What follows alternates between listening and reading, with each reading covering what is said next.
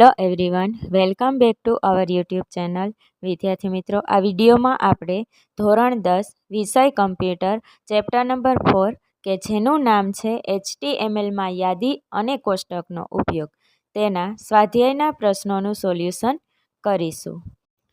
Question number 1, HTMLમાં UL tag દ્વારા શું નક્કી થાય છે?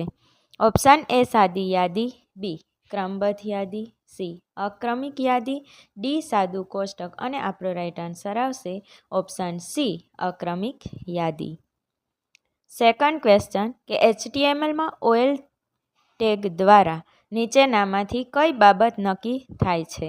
ઓપ્શન એ સાદી યાદી, બી ક્રમબદ્ધ યાદી, સી અક્રમિક યાદી, ડી સાદું કોષ્ટક.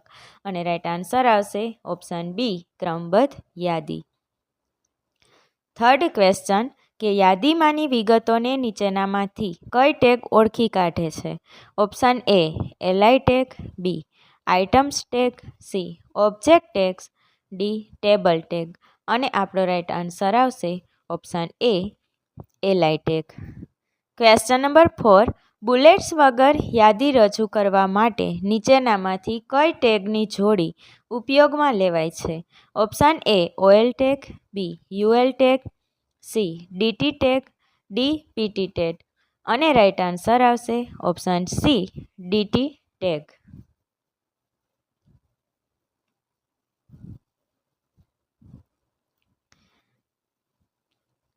ક્વેશ્ચન નંબર 5 કે કોષ્ટકની આડી હરોળ વ્યાખ્યાયિત કરવા માટે નીચેનામાંથી કઈ ટેગની જોડી ઉપયોગમાં લઈ શકાય? Option A TR tag, B DT tag, C col tag, D rows tag.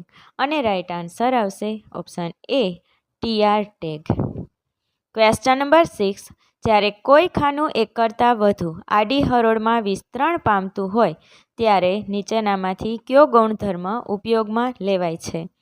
Option A col span, B rows span, C span, D scope. અને રાઈટ આન્સર આવશે option B rows span. Question number 7 કે browser વિન્ડોને અનેક ભાગોમાં વિભાજિત કરવા નીચેનામાંથી શાનો ઉપયોગ કરી શકાય? Option A frame set, B elements, C layouts, D design. અને રાઈટ આન્સર આવશે option A frame set.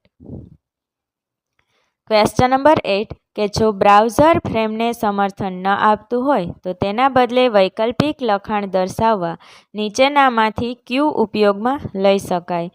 Option A no frames, B yes frame, C false frame, D true frame. અને રાઈટ આન્સર આવશે option A no frame.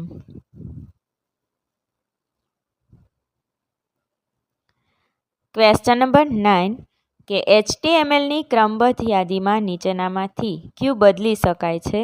Option A મુદ્દાઓનો ક્રમ, બી શરૂઆતનો ક્રમ, C ક્રમ માટે સંખ્યા ચિહ્નનો પ્રકાર, ડી આપેલ તમામ. અને રાઈટ આન્સર આવશે ઓપ્શન ડી આપેલ તમામ. ક્વેશ્ચન નંબર 10 HTML કોષ્ટકમાં નીચેનામાંથી કઈ વૈકલ્પિક બાબત છે?